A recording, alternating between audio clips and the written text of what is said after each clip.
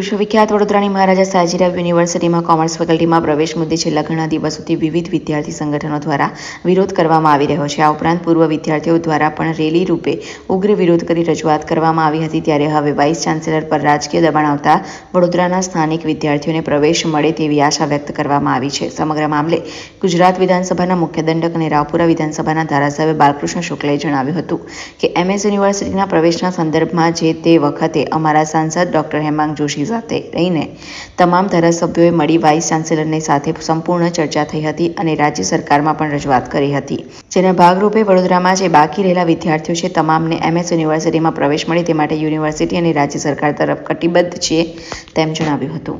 MS યુનિવર્સિટીના પ્રવેશના સંદર્ભમાં જે તે વખતે અમારા સાંસદ શ્રી હેમાંગભાઈના સાથે રહીને અમે તમામ ધારાસભ્યશ્રીઓએ વડોદરા શહેર અને જિલ્લાના વાઇસ ચાન્સેલર સાહેબ સાથે સંપૂર્ણ ચર્ચા થયેલ હતી અને રાજ્ય સરકારમાં પણ એક રજૂઆત કરી હતી। તેના જ ભાગરૂપે વડોદરામાં જે બાકી રહેલા વિદ્યાર્થીઓ છે તમામને એમએસ યુનિવર્સિટીમાં એડમિશન મળે તે માટે યુનિવર્સિટી અને રાજ્ય સરકાર કટિબદ્ધ છે।